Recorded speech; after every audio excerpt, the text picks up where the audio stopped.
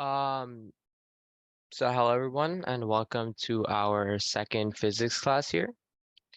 One thing I wanted to quickly go over is that I realized that maybe I was moving a little too fast for some of you guys. Not everyone really did the homework. A few of you guys said it was pretty difficult, that things were a little too challenging. So I think I'm gonna scale it back a little bit, move a little bit slower, and make sure all of you guys are understanding concepts and sort of be a little easier on you guys. But I still do want to go over the homework just so you guys understand. It doesn't hurt, even if some of the stuff is complicated. I know some of the trig stuff is, but it is still important that I think you guys do just look at it, even if you guys don't fully understand it. So the first problem I did assign you guys was using this given data set right here. Do the following.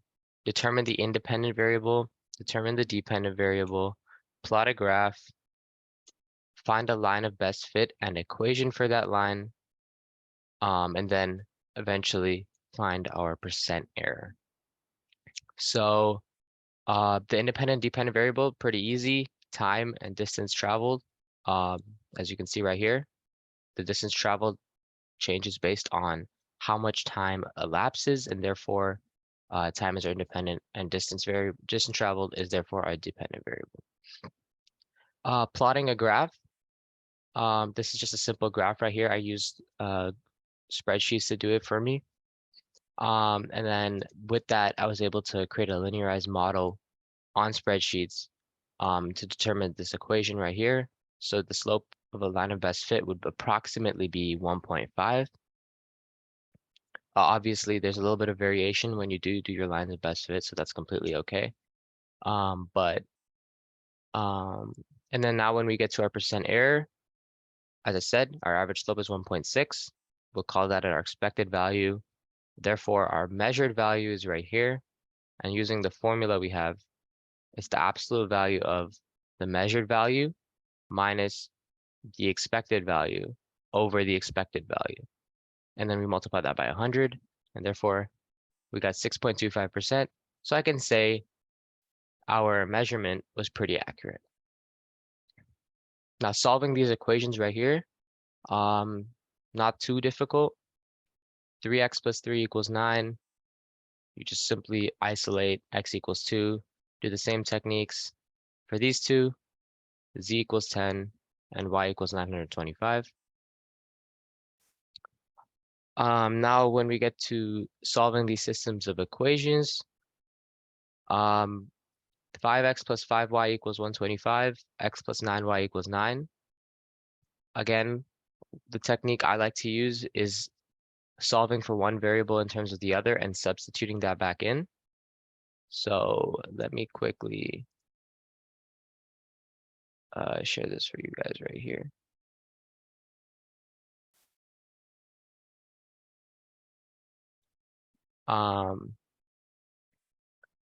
So the problem was, let me just screenshot this.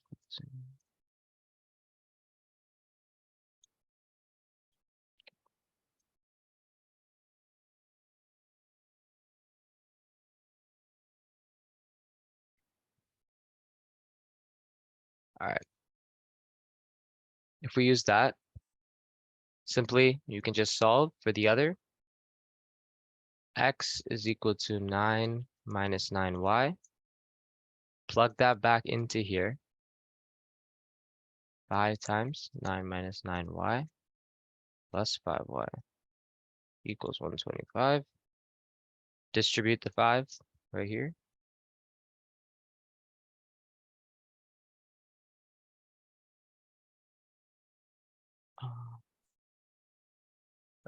I forgot the plus 5y right here. So we can subtract. What we can do is just combine our like terms with the y's. Minus 40y plus 45 equals 125. Minus 40y. Just subtract the 45s on both sides. 80. So therefore, y is equal to -2. And we have x plus 9y equals 9. So we can just plug this -2 back into here and easily find our x. X plus 9 times -2 equals 9. X is equal to 9 minus, obviously this is -18, so we just take this to the other side. Minus 18. X is equal to 27. Did you guys all understand that, or was there some confusion? Just let me know. Can a couple of you guys just raise your hands once you guys are good and understand, so I know and I can move on past this.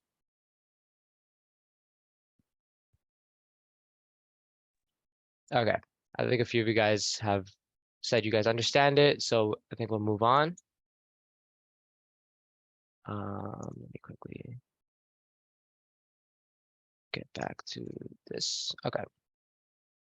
So it's the same idea. I know here there's an x squared term, but it's the same idea for this one, so I'm not going to go into it unless someone needs me to. If you do, just type in the chat, let me know. But it's the same idea where we're going to solve for one variable, plug it into the other one. It's not too complicated if you just break it down. For number 8, finding the zeros of this function right here. Give me 1 sec. Let me just switch it back. Okay. Just erase this.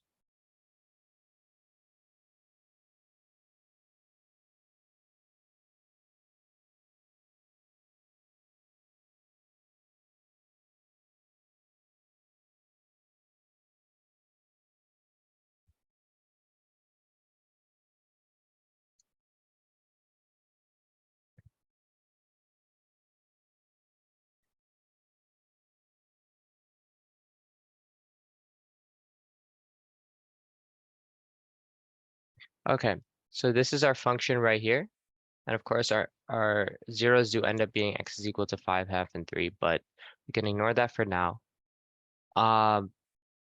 So we do need to factor this function right here. Initially, it might be difficult because we don't always see a coefficient in front of our x squared term. It does make us go back and sort of have to figure out which one has the 4 and 2 or 8 and 1, etc., because we have to also consider the factors of the x squared term. But in this case, right here, we can at least factor out a 4, because 8 is a multiple of 4, 44 is a multiple of 4, and 60 is a multiple of 4. 2 times 4, and 2 times 4. So 2, sorry, 4, so 4 times 2x squared minus 11x plus 15. So this right here is what we have to factor. So to consider what are possible multiples of 15. So we have 5 and 3, or just 15 and 1. And then we have to consider, obviously 2 and 1 are the only factors of 2. So one of our x squared terms is going to have 2x, and the other term is going to have just x. So we just have to figure out where we are going to multiply each one by which, and of course that this helps us determine that. Um,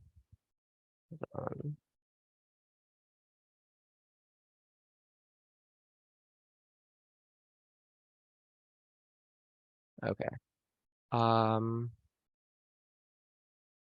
No, wait, that doesn't work. Hold on, sorry. Yeah, 15 and 1 doesn't work.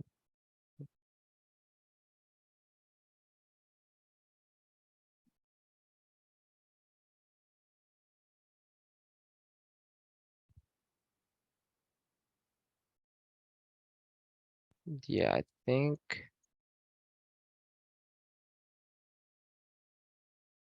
sorry, minus 5. Yeah, okay, this works right here. So what I did was I just tested which would work in this scenario. Sometimes it does get more challenging to factor when we do have this little exponent, of course, to 4 right here. But this is really how you're going to factor it. A lot of times, especially because physics isn't necessarily built to just test your math, uh, it is going to be more simple. So oftentimes, if you do have to factor, you're not going to get this coefficient right here. But it's just a little, I think, good practice because it does get more complicated to factor. But obviously, when you factor this out, you're going to hit 2x squared. Then you have the minus 5 times x minus 5x minus 3 times negative 2x minus 6x, and then plus 15. So then this is 2x squared minus 11x plus 15. And then when you multiply that all by 4, you're going to get the same expression right here. So once you do factor this out, finding the zeros isn't too difficult. What makes this term 0 and what makes this term 0? Those two values of x, those are our zeros. So obviously right here, it's x equals 3 because 3 minus 3 equals 0. And here we have to figure out what makes 2x minus 5 equal to 0. So 2x equals 5, x is equal to 5 over 2. So that's a simple factoring technique. Do all of you guys understand that? Raise your hand, give me a thumbs up. If someone doesn't understand that, let me know in the chat so then I can move on from this.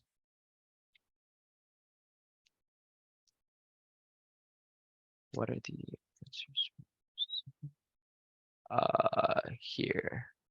Let me just, okay, no one has said they don't understand this, so I'm gonna move past this. Hold on, someone is asking for the, okay, wait. Okay, a couple of you guys don't understand, okay. Okay, let's get back to it then. Okay. So could you guys let me know which, like, I'm gonna go step by step through it again. Just let me know like where exactly you weren't able to like where you lost your train of thought or whatever, like where you got lost. So obviously we're given this equation right here, y equals x squared, y equals 8x squared minus 44x plus 60. And we're just first we're gonna factor out the 4, right? Because it's a common multiple of 8, 44, and 60. And obviously, we can just do 2 times 4 equals 8, 11 times 4 equals 44, and 15 times 4 equals 60. So therefore, we just have 15, 11, and 2 respectively, as we do up here. And we have the 4 right here. So are you guys good until that point? Okay. All right. All right. So I know in this scenario, of course, as I said, factoring with the coefficient does become more difficult, but really I broke it down. So first, obviously, we have 2x. So therefore, we know that 2 has only 2 factors, and those are 1 and 2. So therefore, we can just break it down 2 and x, 2x and x, right? Those are going to be our x terms of the scenario.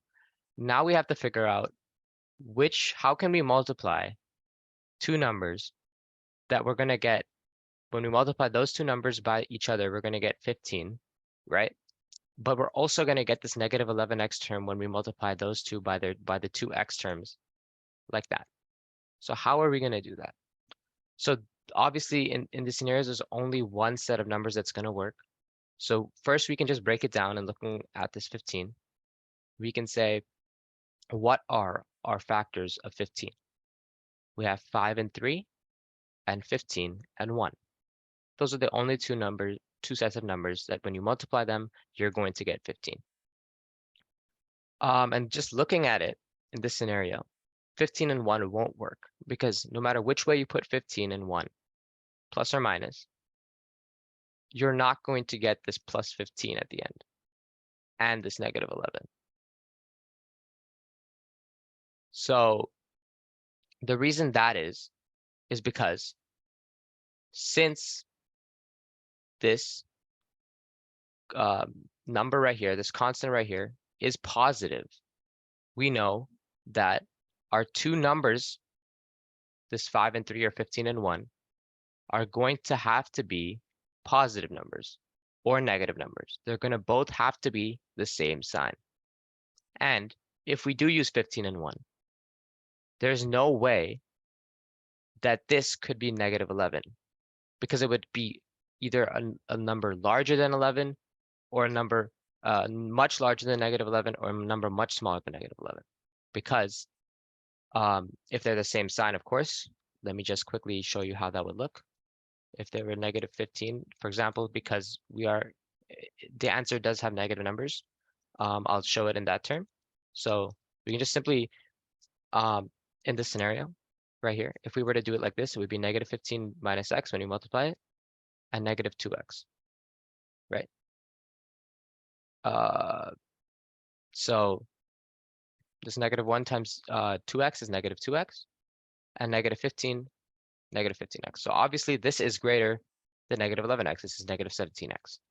And if you were to flip it the other way, put the negative 15 here and put the negative 1 here, it would give you a much smaller x value.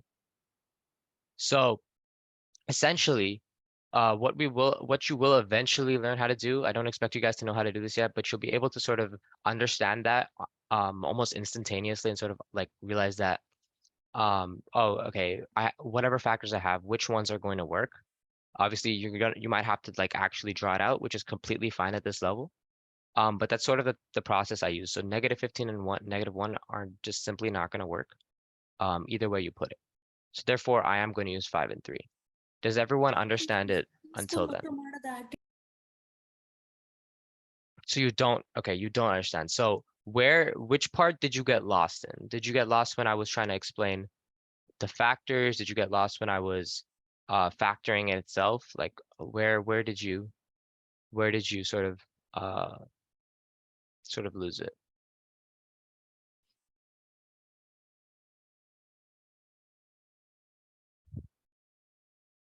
If you could let me know.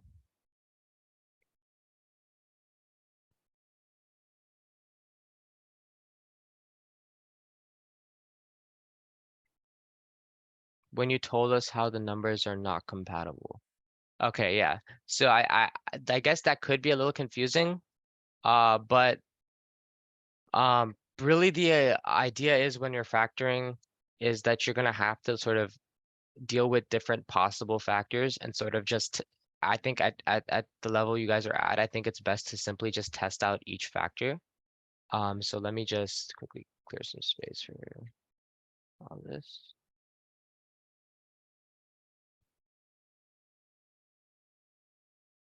Okay.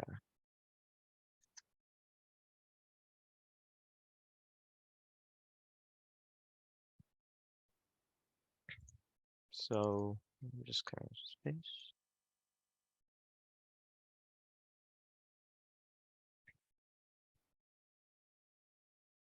Okay.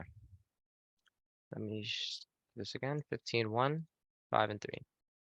So really the best way, so now that we know that our factors are 2 and 1 for the 2x, as I said, all we have to do is place the 2x here and place the x here, because no matter what, we just have to change the order of our coefficients to determine, or sorry, our constants to determine exactly how am I going to get this equation right here.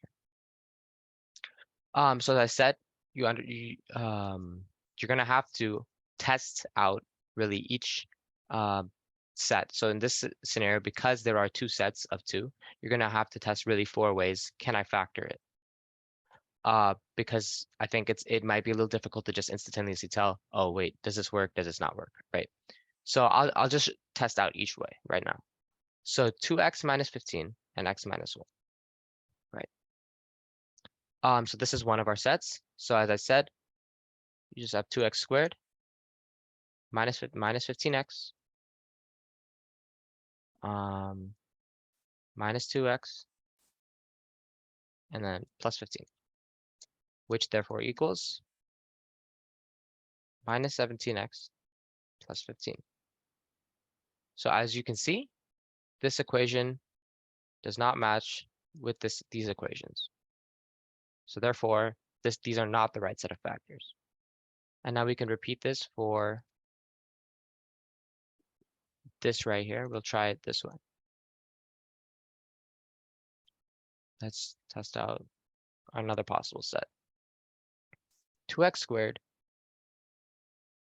minus x minus 30x plus 15 equals 2x squared minus 31x plus 15. Again, this is not the correct equation. Doesn't match either of those two. Now we can try our third possible set.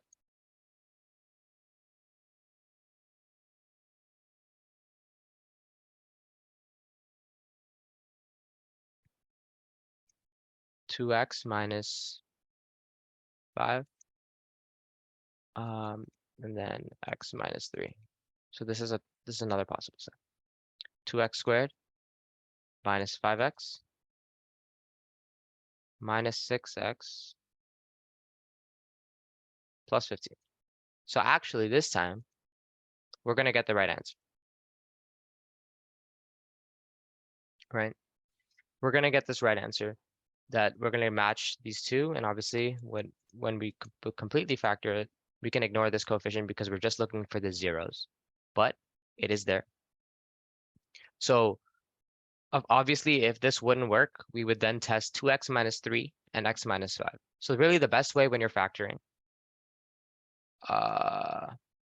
one second. So really the best way when you're factoring is just to go through each possible set of your constant, the two factors. Just go through each set of factors, and then whichever one does work for factoring, then you can use those and find your zeros.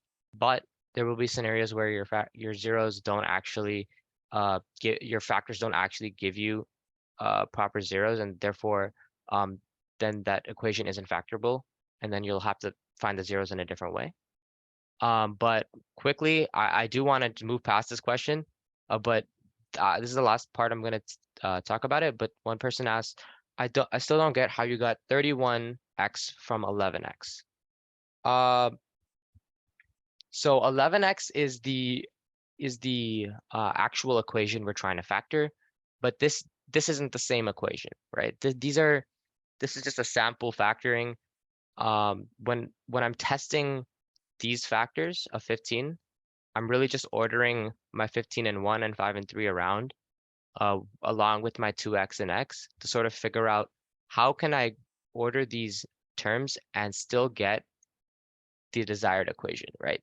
So these two equations are entirely different. So that's why we're getting 31x and 11x. The way I got 31x, as I explained, is just by testing out these two factors and multiplying them out. As you can see, negative x and negative 30x. So I think that's where maybe some of your confusion is, that we're looking really at two different equations in this scenario. And we're going to have to do that to just factor it out and sort of figure out which factors are our right factors. But either way, I'm going to move on past this question. If you still have questions, let me know later. But I think we do have to move on just for the sake of this class. Just quickly, we're going to go through it.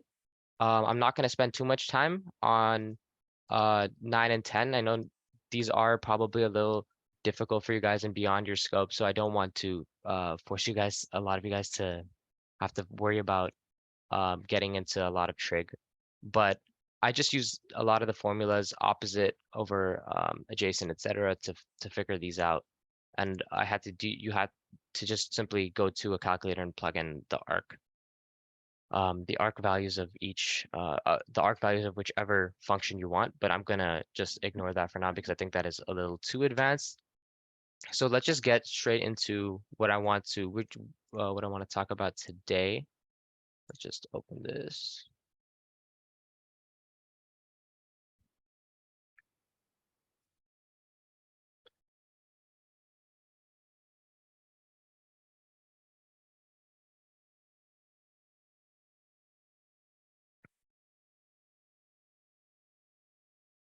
So again, if you guys do have any questions about the homework or any other problems that I eventually do with you guys, just let me know. Obviously, because I can't spend the entire class talking about the homework. That's why I had to move on, but just let me know later. Or you can let me know now and I can take it up with you guys later if you're still confused about certain problems. But let's just talk about Really what I want to get into today is basic Newton's laws. You guys may have heard of these before because you might learn them very early. Some of you guys don't even know what Newton is. But really when we think about Newton's laws, we have three basic laws, and these are inertia, F equals ma, and for every action, there is an equal and opposite reaction, right?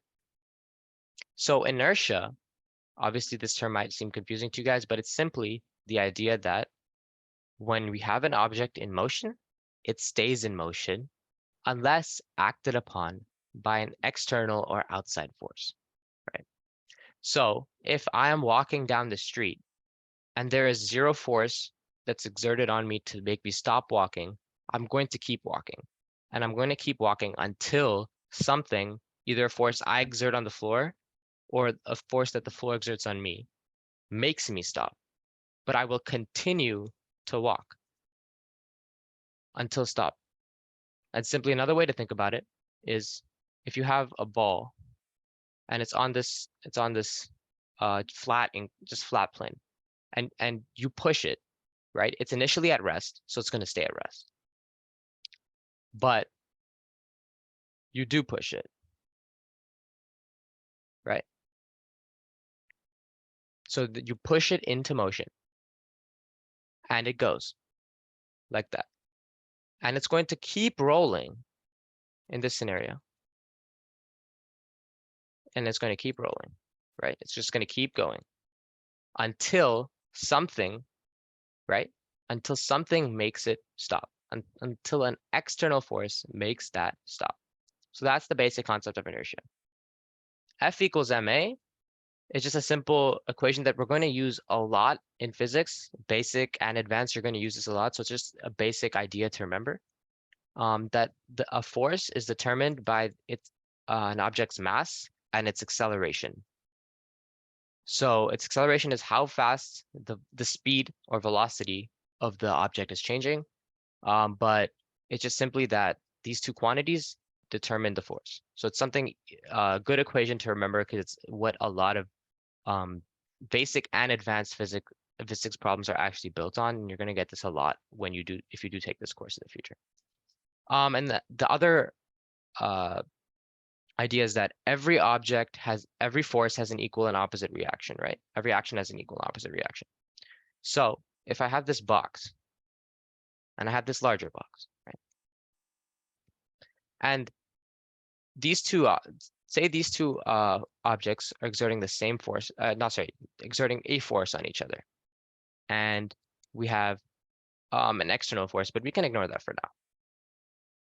Say we have these two objects exerting exerting force on each other. By virtue, these two forces are going to be equal because of Newton's third law, because it says that every action will have an equal and opposite reaction, even though this block is significantly smaller and probably has a significantly smaller mass. These two objects, these two forces, are going to be equal. Similarly, when I'm standing on the ground, right? Say I'm right here, and I'm on this ground. And as I walk, I exert the force of gravity, or as I'm just standing there, the force of my gravity is exerted on the ground. Therefore, the ground must exert an equal and opposite force on me, simply by this law, right? So let me see what you guys else. Okay, so one question is, what is an external force, right? This is a good question. So an external force is simply a force that is outside of our designated system. So the first thing to determine is, what is our system? So when we have a ball rolling, right? Simply, the system is going to be the ball and the earth. And it's important to include the earth because if we don't include the earth, the simple force of gravity becomes an external force, and we do not want that. Therefore, right, the ball and the earth are our system. So any force outside of gravity and the force that the earth exerts back on the ball is going to be considered external in this scenario. So as the ball is rolling, and it's, as I said, it's going to keep rolling unless a friction or an outside force acts on it. So it's going to keep going and rolling. But when we have the external force of friction act on it, it will stop. So of course, as I said, what is a, what is a system? A system is something that you define on your own. So we can look at different problems with different systems. It depends on what you choose to include in your system. But it's going to first be the main object that we are looking at. And typically you will include the Earth in your system, just because you don't want to start looking at gravity as an external force that's going to do it's going to determine the motion of an object. But essentially you are right. So really, those are our basic three Newton's laws. Does anyone have any extra questions about sort of these three laws right here? About friction, like Hmm. if you just have a line, does it have friction like a one-dimensional thing in three-dimensional space? Will it have friction? Um, so when we have friction, we only have friction when there's some kind of contact with the surface, right? So when we have something that's just floating in space and it's just one dimensional, I don't think we get into that in physics because it's not really um that's not those things don't really exist. But um Like it's just a line, then it won't have any surface area, right? so so so when you're saying you just have a line, so this is like there's just a line in space. Yeah. So obviously because there is no contact with the surface, we're not going to have friction in this scenario. Uh, So you don't have to worry about this. And trust me, physics will never get this complicated. It's really just understanding the basic Newton's laws, and eventually we'll go over more concepts. But really, you don't have to get into all this. yeah, because I But was just wondering, like, mhm, because a sharp cone has can go faster than a blunt cone, right? okay, yeah. Those are things we will go over later. But it's important to remember, I guess, that when you want friction, you're gonna have to have some kind of contact between two sources, right? And obviously, certain surfaces are going to have more friction than others, and that's again something we can go over later. But just for now, just remember that friction is a contact force, and you need um, two objects to be rubbing or touching each other for friction to happen. One other thing was, can we go over F equals ma again? Okay, yeah, we can. It's pretty basic.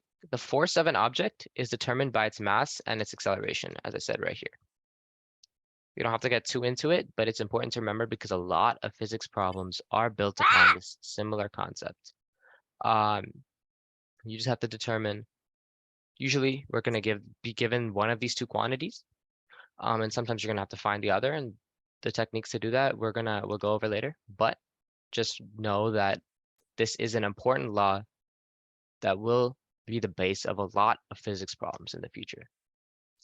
So other than that, do we have any other questions about Newton's laws? Anything else you Um, guys want to go? Yeah, I have a question. So I wanted to ask, so for the ball, yeah. so is that line like a straight line, just like flat straight? I didn't draw it completely straight, but the idea is that It's if, straight. yeah, if an Yeah. object is going in a straight line, or any line really, it doesn't have to, it could be inclined up, it could be anything. As long as there's no external force acting on it, it's going to remain in motion. Um, but and typically in the real world, we will have friction as an external force, but for the sake of sort of explaining Newton's laws, I'm ignoring friction. Got it. But So yeah. is air or like that kind of stuff an external force? So when you are dropping, that's a good question. So oftentimes we will ignore air resistance in physics problems. It'll be explicitly stated.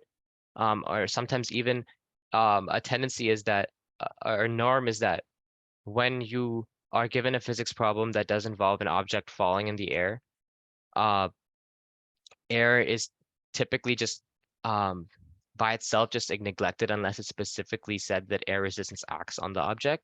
So for example, if we have this object that's in the air, right, and it's falling, Yeah. right, we can consider obviously the force of gravity, but typically air resistance will be ignored, right? It normally says air resistance is negligible. So this object is just falling, and we ignore all forces but gravity because there is no contact force.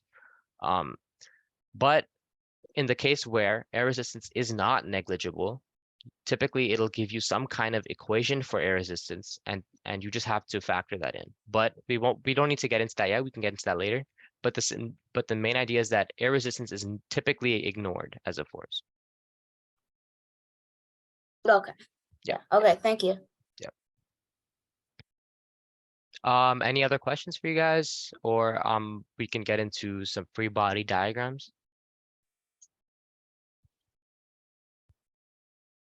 Okay.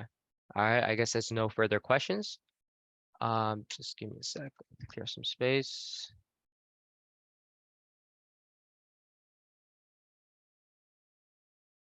Okay.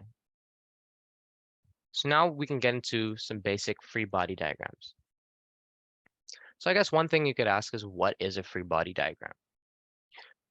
Basically, a free body diagram is going to help us determine what forces act on the object, because sometimes we don't understand all the forces that act on the object, and sort of which direction they're pointing, and therefore their positive and negative signs. But when we draw a free body diagram, this is our typical convention. This circle right here, this represents our object that the forces are acting on. So we don't actually draw the full object. So for example, if I have this is my surface and I have a box on it, and I want to find the free body diagram. Obviously we have these two forces, that the force exerts on the block and the block exerts downwards, this gravity force, right? But when we draw a free body diagram, we don't draw this box, right? That's a simple error that a lot of people sometimes make, but we don't draw this box. We don't draw the block. We just draw the circle. The circle represents our block. So now we have to determine, because this object is not moving, these two forces are equal, right? We have to consider there's no external force. Obviously, I know I didn't draw this perfectly straight, but you're going to want to draw this as a straight line, and these two are going to be equal to each other, because there is no motion, right? So this is the same idea we have to use when we look at any problem. A lot of problems will really start, the core, the base, lies in finding the free body diagram, so we know all the forces that exert on the object. Because some way or another, a lot of problems are going to ask you, what is the net force that acts on the object? Or in some way you can tweak this free body diagram to sort of create an equation, right? So one way I want to show that to you guys is right here. As we know, these two forces are equal to each other. So one thing we can simply set is this force, ground. And by the way, this force right here that the ground exerts up, or surface exerts on an object, that's going to be called a normal force. So we can just label it as N, right? Because this is our normal force, is equal to the force of gravity. And typically, because F equals ma, right, our acceleration is going to be called g for when an object is only acting under the influence of gravity. We can rewrite the force of gravity simply as mg. This is an easy way to write it in more terms that we can actually solve for. But we simply get this idea that N equals mg, right? So this is a basic equation, but in a lot of scenarios, when you get into more complex problems, or when you get into even sometimes pretty easy problems, you're going to want to draw this free body diagram to sort of create this equation or expression that you can sort of solve for certain variables. So that's why free body diagram sometimes is really helpful, right? So we can do a little bit of practice now. Actually, first, before we get into any practices, is anyone confused about free body diagrams? Anything else? Any questions? Okay, kind of. Okay. If anyone has any specific questions, but let me know. But if you just Let me know you're a little confused. We can just do some practice. I think over time you will get a little more cleared up about these things. I didn't understand the representations. Okay. So let's do a different one. Let's see maybe if you understand it more. We'll just do the same concept. There's a dude standing on the surface right here, right? With the force of gravity, right? And you have normal force, right? So these are the two forces that act on it. So really, this is our free body diagram, but I'm going to redraw it. With the normal force, I mean a force of gravity, right? This is how we're going to draw it. So are you confused until this point? And if so, like what are you confused about? Are you able to determine your free? If I were to give you this person on a ground, could you give me this free body diagram, or do you still have questions? Like where exactly? What Okay, does that mean again? what is the N? Okay, that's a good question. The N, that's your normal force. So that is the force that a surface exerts back up on an object. So as I said, every action has an equal and opposite reaction. So just by standing there, we exert the force of gravity down on the surface, right? So therefore, the ground must exert an equal and opposite force right back up. That is going to be exactly equal and in the same direction as gravity. And we call that force normal force. So the normal force is really the best way to think about it is the force a surface exerts on an object. It's not necessarily just the force a ground exerts up on the object, because we can have a normal force from a different surface, like a bridge, a plane, an inclined plane, etc. But really, the best way to think about it is the force that a surface exerts on a person, an object, or whatever your thing is that you're looking at. But really, that's what our N is. So as I said, from here, we can just simply get into our equation. We know N is equal to the force of gravity. And using F equals ma, G is our acceleration when an object is under the influence of gravity. N equals mg, right? This is a basic equation.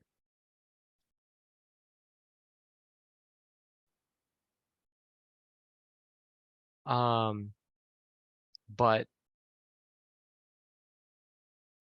I think one other person asked a question, but I'm not entirely sure. Isn't a G1 Earth gravity? Could you explain a little bit what your question is exactly? I'm a little confused what you're asking. I think he's just saying it. Okay.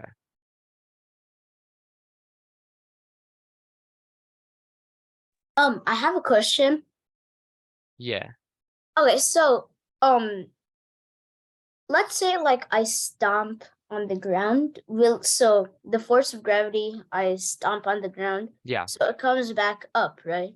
Yes. At the same equal? It's equal, right? Or is it just as I'm standing? It's equal. It's an equal amount of force for both sides. So in physics problems, we don't necessarily have a force we don't really get into a force that's directly going down. Usually when we get into a force that's exerted, it's normally a horizontal pushing force. But in that very instant, when you exert that external force, you're not in that instant when you stomp, you're going to you're going to still have this equality, because again, for every action, there's an equal and opposite reaction. So really, we can look at it as you have this force of gravity that you're exerting just by being there. But when you stomp, you exert this external force F, right? But Yeah. that causes your body to go in motion. But really all that causes is we have the normal force that it's already there, that's equivalent to the force of gravity. We're going to have that equal and opposite force that pushes us a little bit more. So for example, if you stomp too hard, sometimes you might go off balance, or you might move a little bit left or right? So Yeah. that is that external force. That's that force that is going to be, you exert it, and therefore it's going to exert it right back up against you. That force is going to exert it up against you. So as you stomp hard, it's going to exert that same force. That is a good question. Let me see what else.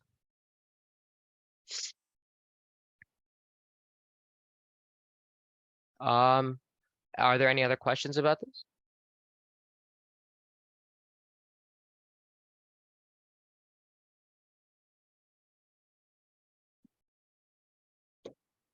Okay, so let me show you a different problem, and we will get into free bodies that way.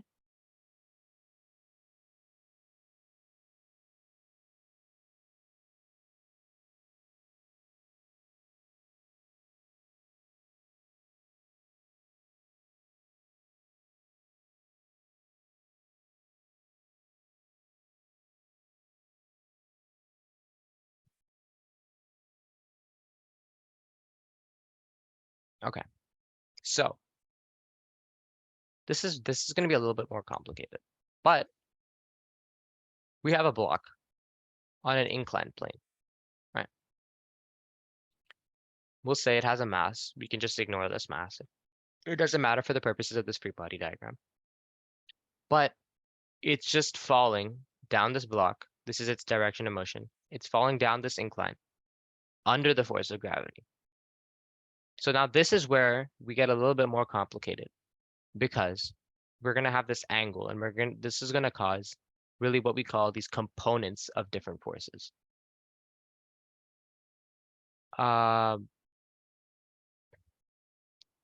So sorry. Give me one sec. Okay, so as I said, it's going to cause these different components of forces, and I'll show you exactly what that means. So really, we have a block that's in that incline. So here's where it gets confusing. So obviously, because of how gravity works, no matter what, it's just going to be a downward force on an object, no matter what orientation it's in. It can be vertical, it can be horizontal, it can be at this angle like this, but gravity's still going to just be pointing directly down, right? So that part doesn't get confusing. But as I said, the normal force is the force a surface acts or exerts on an object. So the normal force on this right here, it's going to be going up like this because your surface is angled, it's inclined. So it would be like this. So when I'm drawing my free body, we obviously have the force of gravity, mg, or fg, whichever way you'd like to represent it. And you're going to have this normal force right here. Let me see, are there any other? Okay. But anyway, this is how our free body is going to look like. When we're an important thing, as I said, we have force components. So when we're going to actually form our equations, we're going to have to look at the different components to create a balance. But, right, for the purposes of a free body diagram, we just draw the forces as they are, as we see them, right?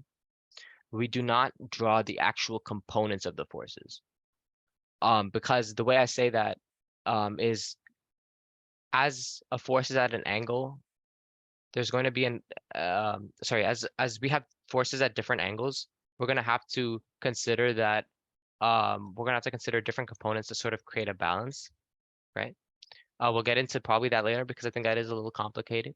But when we actually draw our free body diagram, we just have to draw the forces as they are. So again, gravity is a downward force, and the normal force is an inclined force or an angled force. So therefore, that's how we would draw our free body diagram. Does anyone have any questions about that? Could you post vids? Yeah, I can send you guys some links to figure out for free body diagrams. So you guys can understand them a little better. But does anyone have any questions about this kind of free body diagram? We'll get into force components a little later, but for this part specifically, does anybody have any questions?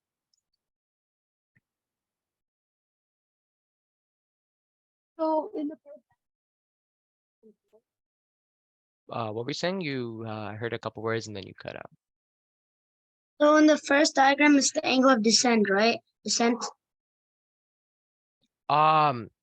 So in this scenario, this object is descending. really, I know this. So while the angle is it is like an angle of descent like that. We look at the force. When we look at the forces, we can ignore the actual like incline or angle of this right here. This doesn't matter yet. When we get into the actual numbers and the force components, it will be important to know the angle or the incline of the plane. But for the purposes of this is the direction of the normal force. So this is all I need you to understand right now. But when we do get into force components, this angle, right, the angle as the plane, as the block is descending, is important because that'll help us create our components of the force. But for now, all I need you to understand is how to draw the free body diagram based on a problem or a scenario that you get. But that is a good question. Are there any other questions about this kind of free body diagram right here?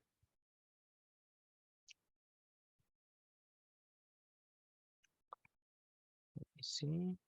Okay, I will take that as a no. And there's, I guess, one other basic scenario. I think we slightly went over it when one student was asking about how air might be a force, but let me show you.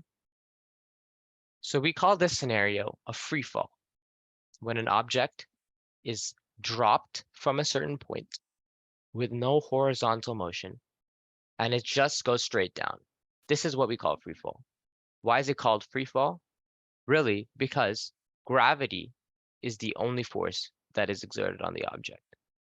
And as asked, air resistance sometimes is a force, but that is only when it is specified. Most of the time, it is assumed that air resistance is negligible or non-existent or ignored, however we want to put it. But most of the time, we ignore air resistance because it doesn't have a defined quantity unless that is given to us, right? So most of the time, we ignore air resistance. But in this free fall scenario, we only call it a scenario of free fall when gravity is the only force exerting on it. So when there is air resistance, we do not have a free fall. It's just called motion. It's just called a drop. But this is what we call free fall. Isn't air resistance only like affecting in like a vacuum? In a vacuum, actually, there is no air resistance. So we really assume our physics problems do occur in a vacuum because there is no air resistance. So a vacuum is like space, right? Where an object is just moving without really any side-to-side motion. But like, for example, like on Earth, if we were to drop an object, really, it would move side to side. It would have some motion because there's wind, there's air resistance. But in a perfect vacuum is really how we look at these physics problems when air resistance is ignored, right? So really, the vacuum is just simply an idea to show that it's just an idea to really create this perfect environment, which doesn't really exist, but it's what we use to really do our physics problems. In a vacuum, like in a vacuum, if you just drop something, would it go, like there's like a needle and then there's say a ball, but the needle has like most of its mass at the bottom, and the ball has a mass like in the center. Would the needle fall faster? Would the needle fall? Okay, so that's a good question. But in a scenario where there is no air resistance, we are going to have the same time. It's going to fall at the same time. If they are both released, for example, right? So you have a needle. What was your other object? You have a needle and what? Like a rod. A rod. Okay, you have a rod and a needle. And I'm guessing the rod is like heavier than the needle, right? Yeah. Okay, right. So these are both dropped from the same height, right? Not necessarily a vacuum, but it doesn't really even have to be a vacuum because this experiment was actually performed. But when we create these perfect conditions that we use for most physics problems, we drop these two objects, they will hit the ground at the same time. You can drop two objects of any weight. When we exert no external force and it's just a free fall, they're going to land and hit the ground at the same time. That's a good concept to remember for any two objects, no matter where the weight is, how it's distributed. But when we drop two objects from the same height with no external force, they're going to hit the ground at the same time, right? The reason for that, there's an equation that does explain it. We can derive that, but we're not going to get into that yet because it's a little complicated. But just remember that main idea. So as I said, in a free fall, gravity is the only force. So when we do have a free fall and we do have to draw a free body diagram, just remember we draw this and we draw a gravity. That's it. It's a very basic free body diagram for your free fall. But other than that, are there any other questions about free body diagrams? Anything I went over? Really Newton's laws, yeah, just anything from today's class. Do we have any questions at all? How would it be? How would it be for friction? What do you mean by that? Like, Oh, what exactly do you mean? How would it be for friction? so you said it's free fall and you draw the dot and then you put a down arrow indicating gravity. Oh, okay. I think I get what you. Okay, so let me see if this represents your question. So say we have a block. It's obviously gonna be exerted by the force of gravity, etc. But it is in motion, right? We'll say that an external force F is exerted on it to keep it in motion, right? But we also now we'll introduce friction real quick. Friction, no matter which way, it's going to be, no matter which way your object is traveling, friction acts in the direction opposite to your object. So if your object is traveling left, friction can be right. But typically the convention is an object will travel right, but you'll have problems where it travels left. And then you are also given friction. So in those scenarios, friction will go right. So simply, we have friction, right? It's exerted between these two surfaces. We have F, we have this force, and obviously we have normal force. So if this is how our free body diagram would look like in this given problem. We're obviously going to have mg and n, right, as we would if a block was just standing there. But we're also going to have F, and we're going to also have F, F. This is typically how friction is represented, F, F. And in a scenario where there is no F, because sometimes you are given this scenario where an object is just already in motion and there's no force, it's just moving at a velocity and then friction is introduced and that causes the object to eventually like slow down a little bit, you would just ignore this F, right? But when I am giving you this force right here, this is how it would look like right here. Yeah, that's what I asked. Thank you. Yep, for sure. Do we have any other questions? Because we don't have much time left in today's class before I can let you guys go. Are there any other final thoughts, questions?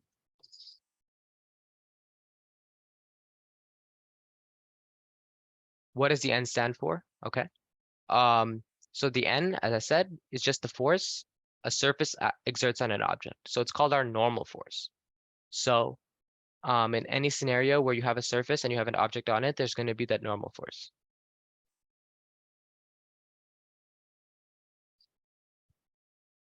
Did that answer your question?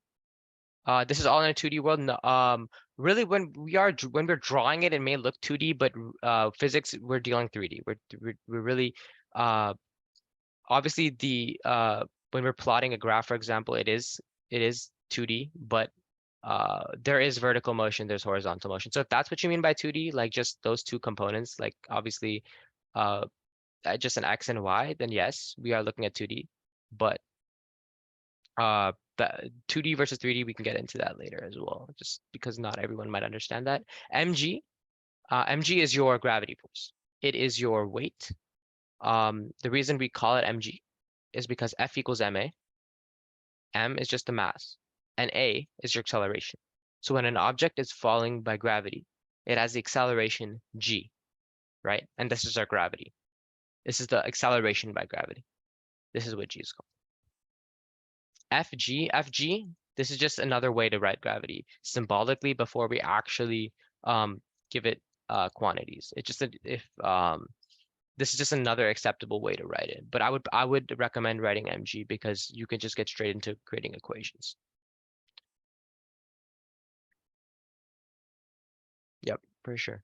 Do you guys have any other questions? Otherwise, you guys are free to go. If you guys don't have any questions, you're free to go. I will post the homework pretty soon. I'll put this recording will also be posted for you guys. If you guys don't understand certain things, you can rewatch it.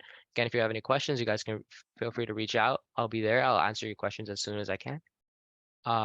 But other than that, you guys can have a great day, and I will see you guys next Tuesday. Bye. Bye. See y'all. Bye. Bye.